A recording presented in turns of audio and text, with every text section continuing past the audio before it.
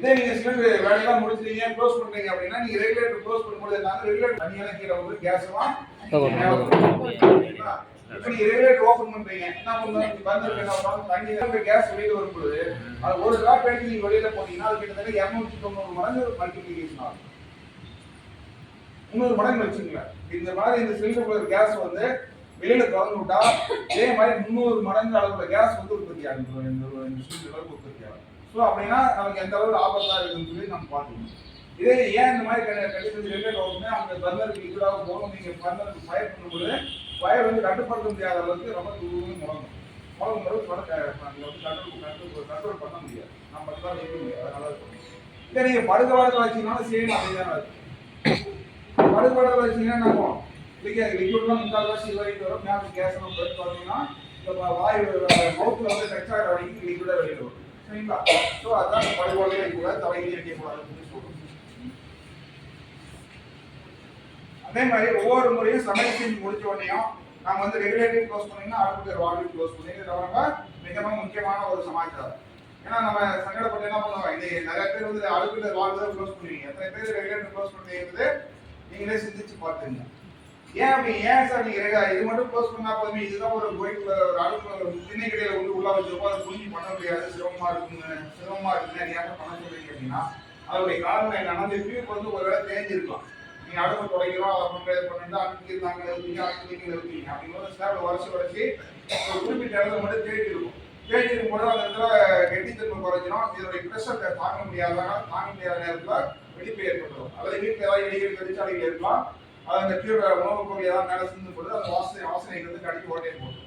அந்த வழியாகவும் நீங்க ரெகுலேட்டர் க்ளோஸ் பண்ணாதீங்கன்னா கேஸ் வந்து வெளியே வந்து கேஸ் வெளியில் இருக்கா அது ஸ்மெல் வருதுன்னு சொல்லியிருக்காங்க. அதுக்கு வந்து என்ன கலந்துதான் சொல்லியிருப்பாங்க. ஏன்னா ஆரம்ப காலத்துல இந்த எந்த விதமான இந்த பெட்ரோலியம் பொருட்கள் எல்லாமே பெட்ரோல் டீசல் மண்ணெண்ணெய் ஆகட்டும் எல்பிஜி ஆகும் பூமியிலிருந்து தோண்டி எடுக்கும்போது எந்த விதமான வாசனையும் வராது. அதுக்கு ஒரு ஃபாரின் கண்ட்ரிஸ் மிகப்பெரிய ஒரு விபத்து ஏற்பட்டதுனால அது ஆயிரக்கணக்கில் மக்கள் இறந்து போனாங்க. அதுக்கப்புறம் தான் இந்த நாட்டை வந்தால் மக்களுக்கு சேஃப் ஆகிடுவாங்க, பாதுகாப்பு பண்ணிக்குவாங்க அப்படிங்கிறத வந்து ஆட் பண்ணாங்க. அதாவது ரீசெண்டாக நடந்தக்கூடிய ஒரு சமாச்சாரம். சரிங்களா? ஸோ அந்த மாதிரி வரும் பொழுது இந்த டியூப்லாம் டேமேஜ் ஆகாமல் இருக்கணும்னா குறிப்பிட்ட கால இடைவெளிகளை நீங்கள் மாற்றிக்கணும். அது மாதிரி கம்பெனி டியூப்பாக வாங்கி போட்டு லோக்கலில் கிடைக்குதுன்னு சொல்லிட்டு அந்த தரமில்லாத அந்த பள்ளி மாதிரி அதெல்லாம் வாங்கி போட்டீங்கன்னா சமயத்தில் வந்து நான் சொன்ன இந்த கை ப்ரெஷர் எல்லாம் சொன்னார் இல்லையா, அந்த ப்ரெஷர் ஒரு முதல் டியூப் வந்து தாங்காத எடுத்துக்கு. சரிங்களா? அந்த மாதிரி நல்ல டியூப்பாக வாங்கி ஐஎஸ்ஐக்குள்ள மாதிரி கம்பெனி என்ன ரெக்கமெண்ட் பண்ணோ அந்த டியூப் வாங்கி போடுது. அதுதான் உங்களுக்கு நல்ல சேஃப்டியாக இருக்கும். அதே மாதிரி சிலிண்டர்லாம் வந்து ஊராமுட்டு சிலிண்டர் தானே, ஊராமுட்டு சிலிண்டர் கவர்மெண்ட் சிலிண்டர் தானே, இதையும் நம்ம பராமரிக்கணும். சரிங்களா? இதே இருக்குன்னா சார் நான் பராமரிப்பேன் பூஜா போட்டீங்கன்னா அதெல்லாம் ஒன்றும் தேவையில்ல.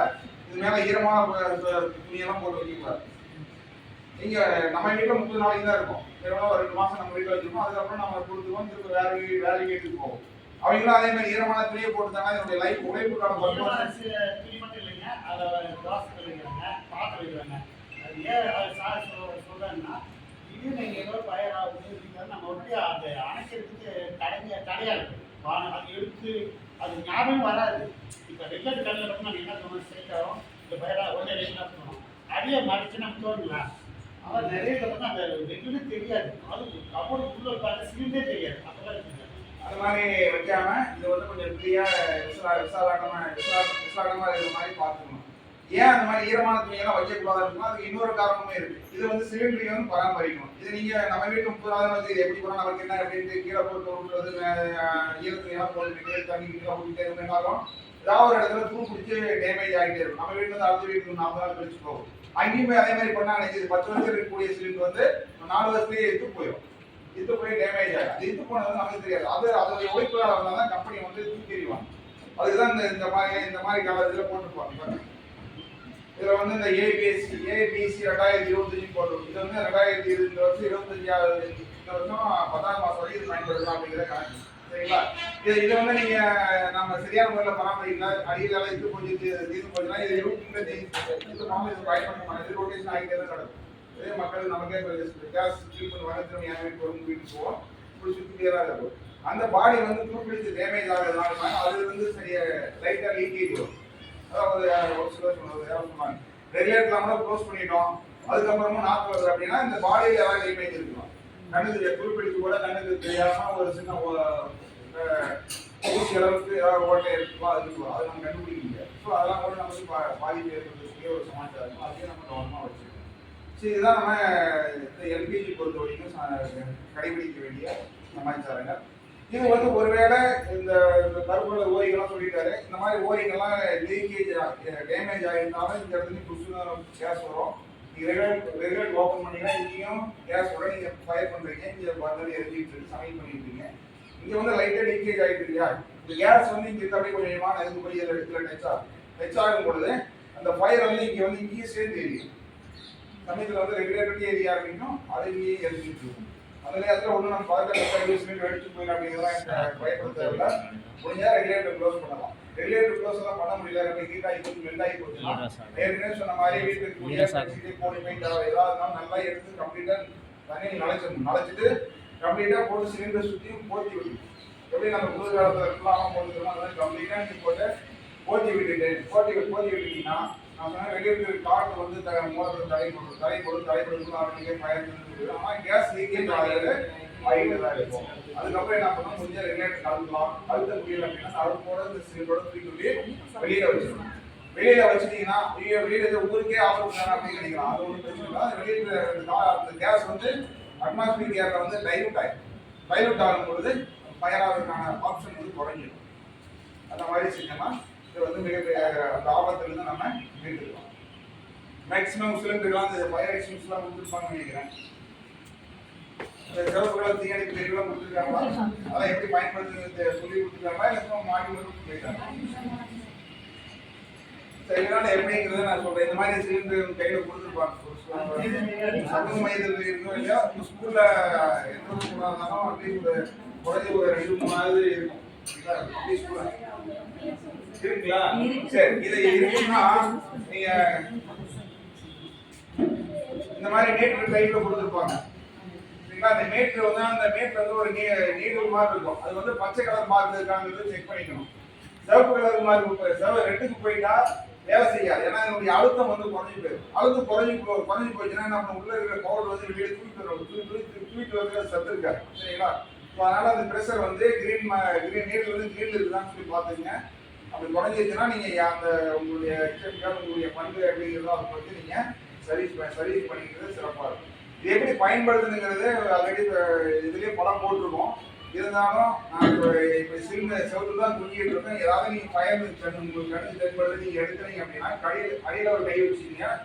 இந்த மேலே இருக்கிறது இந்த கீழே ஒரு கை வச்சுட்டு 1 இன்ச் மேலே தூங்கினா போதும். அந்த பின்ன மாதிரி உள்ள ஊட்டில் தொங்கிட்டு அதை விட்டு வெளியில் வந்ததுக்கப்புறம் இதில் வந்து ஒரு சேஃப்டி கிளீன் மாதிரி ராடெல்லாம் போட்டுருக்கோம். நான் இதில் போடல.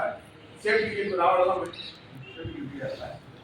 சேஃப்டி கிளிப்லாம் போட்டிருப்பாங்க. அதெல்லாம் இந்த சைடு வந்து பார்த்தீங்கன்னா ஒரு கம்பி மாதிரி போட்டு அதை பீஸ் வைப்பர் போட்டு அரைக்கு வச்சு சீல் வச்சுருப்பாங்க. அது 2-3 முறை முறுக்குனீங்கன்னா கட் ஆயிடும். அதுக்கப்புறம் அந்த ராடை வெளியே இழுத்துடணும். வெளியே எடுத்துட்டு இந்த டியூபை கையில் பிடிக்கணும். இதை ப்ரெஸ் பண்ணணும். ப்ரெஸ் பண்ணிங்கன்னா உள்ள இருக்கக்கூடிய பவுடர் வந்து வெளியே வரும். நெருப்பு ஃபயருக்கு பக்கத்தால் போகுங்கிற அவசியம் இல்லை. ஒரு 10 அடி தூரத்துல இருந்து நீங்கள் ஆப்ரேட் பண்ணணும். ஏன்னா அந்த வரைக்கும் இது ஒரு ஃபோர்ஸாக போய் அந்த ஃபயர் வந்து அணைக்கும். இது வந்து எங்கே ஃபயருங்கிறது பார்த்து ஃபயர் நோய்க்கு அடிக்கணும். எங்கேயோ ஃபயர் இருக்குன்னு நம்ம இந்த ரூம்ல ஃபயர் இருந்தா நம்ம அங்கிருந்து அந்த மூலையில் எடுத்தீங்கன்னா பிரயோஜனப்படாது. சரிங்களா? இதனுடைய டைம் பார்த்தீங்கன்னா 1 நிமிஷம் தான் வேலை செய்யுது. அதுக்குள்ள காலியாக போயிடும். அதுக்குள்ள எங்கேங்கிறது ஃபயருங்கிறது பார்த்து அடிக்கணும். நம்ம கண்ணுக்கு முன்னாடி ஃபயர் அப்பதான் உற்பத்தி ஆகுதுன்னா மட்டும்தான் இதை யூஸ் பண்ணணும். ஃபயர் நடந்துருச்சு, கொஞ்சம் அது வளர்ந்து பெருசாகிருச்சு அப்படின்னா நம்ம சேஃப்டியாகவோ நம்மளும் சேஃப்டி ஆகிடும். நம்ம கூட இருக்கிறவங்களும் சேஃப்டியாக கூட்டிட்டு வெளியில் வந்துடும். இல்லை ஃபுல்லாக இந்த ரூம் ஃபுல்லாக ஃபயர் ஆகி போச்சு, இதை போய் நம்ம போராடணும், இதை வச்சு நீங்கள் போராடணும். சரிங்களா? அதுக்கப்புறம் சேஃப்டியாக வெளியில் வந்துடும். அதுதான் நம்ம முக்கியமான அது எப்படிங்கிறத நான் வெளியே செஞ்சுக்காங்க. அதே மாதிரி நம்ம அடுத்தது 2 நிமிஷம் முடிச்சேன். உங்களுக்கு டைம் ஆகி போயிருக்கோம். இந்த எலக்ட்ரிக்கல் ஃபயருங்கிறது ஒன்று இருக்கு. சரிங்களா?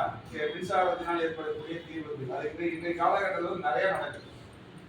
ஏன்னா பழைய காலத்துல கூரை வீடு குடிசை வீடாக இருந்துச்சு, அங்கங்கே ஃபயரானது வாஸ்தவம்.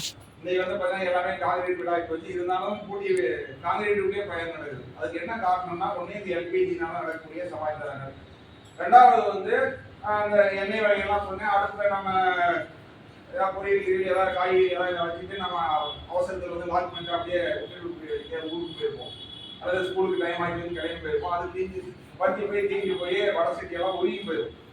அதுக்கப்புறம் படுக்கிறதுக்கான மாதிரி ஏதோ போகிறதுன்னு கூப்பிடுவாங்க. போய் கதை படிச்சு பார்த்தா ஒன்று நான் சொன்ன மாதிரி இந்த அடுப்பு வளர்ச்சிட்டு மெல்ட் ஆகி போய் அது தீஞ்சு போய் போகும். அல்லது எலக்ட்ரிக்கல் ஏதாவது ஒயர் டேமேஜ்னால வரும். அதே மாதிரி தான் ஒயர் டேமேஜ்னால வரும் அப்படின்னா, உதாரணத்துக்கு இந்த ரூமில் வந்து ரூம் கட்டப்படுது பார்த்தீங்கன்னா 2-4 ஃபேனு 5 லைட்டு மட்டும்தான் வயரிங் போட்டிருப்பாங்க. இது திடீர்னு இன்னைக்கு வந்து 2 ஏசி வச்சிடறாங்க உள்ள, இன்னும் 4-5 ஃபேனை போட்டுறாங்க அப்படின்னா இல்லைன்னா அது லோடு அதிகமாகுது இல்லையா, அதுக்கான மின்சார தேவை வந்து வெளியில அதிகமாக அதே சேம் ஒயர் வழியமாக வரும். அந்த கெப்பாசிட்டிக்கு மேலே அதிகமாக மின்சாரத்தை நம்ம உள்ள கொண்டு வரும்போது அந்த ஒயர் வந்து ஹீட் ஆகும். ஹீட் ஆகும்போது மேலே அந்த ஒயர் மேலே பார்த்தீங்கன்னா பிளாஸ்டிக் கோட்டிங் இருக்கு. அந்த கோட்டிங் வந்து ஒரு குறிப்பிட்ட அளவு தான் டெம்பரேச்சர் தாங்க, அதுக்கு மேலே போச்சுன்னா இலகி போய் மெல்ட் ஆக ஆரம்பிக்கும்.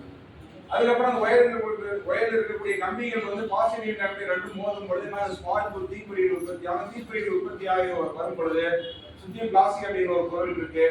அது இல்லாமல் தீப்பொறி எங்கே கீழே விழும்போது ஏதாவது துணிமணி ஏதாவது வச்சிருக்கலாம், பெட்ஷீட் ஏதாவது வச்சு ஈஸியாக தீப்பிடிக்கக்கூடிய பொருட்கள் ஏதாவது இருக்கும், அது சேர்ந்து ஃபயராகிறதுக்கான வாய்ப்பு இருக்குது. இந்த மாதிரி அல்லது அப்புறம் இன்னொரு ஆப்ஷன் எப்படி இருக்குதுன்னா, நிறைய பேர் வந்து நீங்க டிவி பார்த்துட்டு எத்தனை பேர் சுவிட்ச் ஆஃப் பண்றீங்கிறது உங்களுடைய முடிவுக்கே விட்டாங்க. சரியா? எல்லாமே ரிமோட் ஆஃப் பண்ணா அப்படியே படுத்து தூங்கிடும், சுவிட்ச் பண்ணா அப்படியே தான் இருக்கும். கரண்ட் வந்து பார்த்தீங்கன்னா டிவியுடைய ஸ்விட்சர் டியூப் வழி போயிட்டு தான் இருக்கும். சரிங்களா? திடீர்னு ஏதாவது வோல்டேஜ் இடி மின்னல் ஏற்படலாம், அதாவது வோல்டேஜ் ஃபிளக்சுவேஷன் ஆகலாம். அந்த மாதிரி நேரங்களில் உடனே கரண்ட் உள்ள போய் தாக்கும்போது டிவி பிளாஸ்ட் ஆகி வெடிச்சு போயிடும். அதுல இருந்து தீப்பொறி உற்பத்தியா. இன்னொரு கவனக்குறைவு என்னன்னு பார்த்தீங்கன்னா, ஃப்ரிட்ஜ் வந்து நம்ம பார்த்தா உள்ள கை வச்சு ஜில்னஸாக இருக்கு, வெளியில இந்த பின்னாடி பின்னாடி ஒரு கம்ப்யூட்டர் எல்லாம் இருக்கு, அதை கை வச்சு பார்த்தீங்கன்னா இருக்கும் சூடாக இருக்கும். அதே மாதிரி இனிவர காலங்களில் பார்த்தீங்கன்னா 2-3 மாசத்துக்கு ஆகும். ஆனால் அந்த ஃப்ரிட்ஜுக்கு பின்னாடி ஆனால் சூடாகவே காத்தடிக்கும். நமக்கு மக்கள் நேரம் கம்ப்ரஸர் வந்து ஓடிட்டே கிடக்கும். அந்த கம்ப்ரஸர் அந்த ஃப்ரிட்ஜுக்கு பார்த்தீங்கன்னா ஒயர் வந்து என்ன பண்ணும், பிளக் பாயிண்ட் சொல்லியிருக்கும் சப்ளை கரண்ட் போகிறது. அந்த கரண்ட் ஒயர் வந்து இந்த கம்பி வழியிலே மோதுற மாதிரியே இருக்கும். கம்பி வழியில் மோதிச்சு என்ன ஆகும், அது நான் சொன்ன மாதிரி குறிப்பிட்ட அளவு தான் டெம்பரேச்சர் தாங்க. அதுக்கப்புறம் மெல்ட் ஆக ஆரம்பிச்சு உடனே இந்த ஃபயர் ஆனோடனே அல்லது இந்த சூடான கம்பியில் பட்டோடனே எடுத்தானோடனே என்ன ஆகும், இமீடியட்டாக பிளாஸ்ட் ஆகி ஃபயர் ஆகிடும். அதே மாதிரி ஏசியெல்லாம் நிறைய பேர் யூஸ் பண்ணுவீங்க. ஏசியெல்லாம் யூஸ் பண்ணும்போது ப்ராப்பராக சர்வீஸ் பண்ணணும். இதனால வரைக்கும் குளிர் காலத்தில் விட்டுருப்போம், அது 4 மாசமா ரெஸ்ட் விட்டு தூங்க வச்சிருப்போம். இப்போ இனிமேல் கட்டி எழுப்போம். அதை எழுப்பும்போது ப்ராப்பராக சர்வீஸ் பண்ணி எல்லாமே கரெக்டாக இருக்கான்னு செக் பண்ணிட்டு அதுக்கப்புறம் பயன்படுத்தணும். ஏன்னா இது எல்லாமே வந்து நம்மளுடைய நவீன வசதிக்காக ஏற்படுத்தப்பட்டது. பழைய காலத்துல மக்கள்லாம் ஏன் இதெல்லாம் அனுபவிக்காம நல்லா தான் இருந்தாங்க அப்படின்னா, அன்றைய கலாச்சாரம் அது மாதிரி இருந்தது. இன்றைக்கு வந்து நம்ம மாறினதுக்கு தகுந்த மாதிரி இது செயற்கையான இதெல்லாம் வந்து ஆர்டிபிஷியலான உற்பத்தி பண்ணி ஏற்படுத்தப்படக்கூடிய சமாச்சாரம். இதெல்லாம் வந்து சரியான இயங்கலான்றது செக் பண்ணி பார்த்துக்காக நமக்கு பிரச்சனை இல்லை. இதே நான் சொல்றது எல்லாமே பார்த்தீங்கன்னா ப்ராக்டிகலாக சொல்லி நான் வந்து கட்டுக்கடியாகவோ அல்லது நான் ஏதோ பேப்பரில் படிச்சுட்டு சொன்னேன். எல்லாமே இப்போ நான் திடீர்னு மாதத்தில் பார்த்தீங்கன்னா மாதம் எனக்கு வந்து ஒரு 20-25 ஃபயர் ஆக்சிடென்ட் 30 ஃபயர் ஆக்சிடென்ட் சேர்த்து அதனால 10 வீட்டை உடச்சிட்டு தான் போகும். வீட்டை உடச்சு உள்ள போய் பார்த்தீங்கன்னா அப்படின்னா சமாச்சாரம் தான் இருக்கும். ஒன்று டிவி எரிஞ்சிட்டு இருக்கோம், இல்லைன்னா ஃப்ரிட்ஜு பிளாஸ்ட் ஆகி எரிஞ்சிட்டு இருக்கோம். அப்படின்னு மேலே அந்த அடுப்பு மேலே சிம்மியா அந்த சிம்மி ஏதோ புதுசாக வச்சுருக்கோம். அதில் போய் என்ன படிச்சு என்ன ஆகுது, அதில் ஏதாவது திடீர்னு இங்கே கீழே ஏதாவது போலீஸ் போது நான் சொன்ன மாதிரி கருவுக்கு போய் கொடையாடி எரியும் போது என்ன அதுக்கு வரக்கூடிய தீப்பொறி போய் ஜம்ப் ஆகப்படுது. படும்போது சிம்மையும் ஃபயர் ஆகிடுது. இந்த 3 சமாச்சாரங்கள்லாம் ஜனவரி 1 இன்னைக்கு வரைக்கும் பார்த்தீங்கன்னா ஒரு 7-8 சமாச்சாரம் இருக்காங்க. சரிங்களா? இது எல்லாமே நம்மளுடைய கவனக்குறைவினால் ஏற்படக்கூடிய சமாச்சாரம் தான். ஸோ இது முற்றிலும் அவாய்ட் பண்ணுறது உங்களுடைய முயற்சி தான் தேவை. நீங்கள் தான் உங்கள் வீட்டை பராமரிக்கணும். ஒரு விபத்து நடந்தால் அது விபத்தாக தான் இருக்குது, சிறிய அளவு விபத்தாக தான் இருக்குது, பெருசாக போயிடக்கூடாது. சரிங்களா? வீட்டுக்கு பயிர் செய்து சேர்க்க போகிறது ஏதாவது ஒரு இடத்துல தான் இருக்கும். இங்கிருந்து நீ கண்ணை வச்சு கூட்டினா வரது இந்த இன்னைக்குள்ள மாயான போராட்டம் வந்து எப்படி போகிறது உடனே 25 நிமிஷம் 30 நிமிஷம் ஆகும். ஒரு பயிர் சைஸ் லேட்டும் ஒன்றும் பண்ணுறது. சரிங்களா? நம்ம வீட்டை நம்ம தான் பார்த்துக்கணும். நான் என் வீட்டை நாம தான் பாதுகாக்கணும். அதே மாதிரி சிறிய அளவில் ஏதாவது விபத்துனா கூட டக்குனு வெளியில் வந்துருக்கு. அணைக்கிறதுக்கு போராடுறதுலாம் அது அப்பாட்டு பேசணும். சொல்றதுலாம் நல்லா இருக்கு, நீ அணைச்சிருக்கலாமே நானே வந்து கேள்வி கேட்கலாம். அது வந்து கட்டில சுச்சுவேஷன் பார்க்கும்போது முடியாது. நம்ம குழந்தை ஊதியெல்லாம் மூடிட்டு வெளியே சேர்ப்ப வெளியில வந்து பொருள் போனால் சம்பாதிச்செல்லாம் உயிர் போனால் சம்பாதிக்க முடியாது. சரிங்களா? ஓகே, இதுதான் வந்து பேசினா பேசிட்டே இருப்பேன். உங்களுக்கு டைம் மனசு போய் திட்டிருக்கீங்க வேற நம்மளுடைய நேரத்தை என்ன அப்படின்ட்டு அதை முடிச்சுக்கலாம். சரி, இதுதான் இப்போ சிம்பிளாக சொல்லக்கூடிய சமாளிக்கிறாங்க. ஏதாவது சந்தேகம் இருந்தா தயவு செஞ்சு அடுப்புல வந்து பயன்படுத்தும் பொழுது இந்த காட்டன் துணி யூஸ் பண்ணணும். இந்த பாலிஸ்டர் சிந்தட்டிக் எல்லாம் வேண்டாம். ஏன் ஏன் சொல்றேன்னா, ஒரு சின்ன தீப்பொறி வந்து விழுந்தா கூட காட்டன் துணியா இருந்தா பரவாயில்ல. திரும்பி கையை தேய்ச்சினா கூட சாம்பலாகி போயிடும். இந்த மாதிரி பாலிஸ்டர் துணியெல்லாம் நம்ம வச்சுனா அப்படியே பெல்ட் ஆகி போயிடும். நீ கையை பிடிச்சா கையை பிடிச்ச அளவுக்கு கையிலே ஒட்டி பிளாஸ்டிக் மாதிரி ஒட்டி. அது கூட பரவாயில்ல. இந்த முந்தானி சுடிதார் அந்த துப்பட்டா போடுறதெல்லாம் நல்லா கரெக்டாக ஃபிட் பண்ணிங்க. அது அங்கே முந்தானி அப்படியே ஃப்ரீயாக விட்டுலாம் அதெல்லாம் அது இருக்க வேண்டிய இடத்துல இருந்துருக்கோம். சமையல் ரூம் போச்சுன்னா அது வந்து ப்ராப்பராக எங்கெங்கே இருக்கணுமோ அது அங்கே கரெக்டாக அழுக்கு போதாத மாதிரி பார்த்து சமைக்கணும். நிறைய பேர் நிறைய இது பார்த்தீங்கன்னா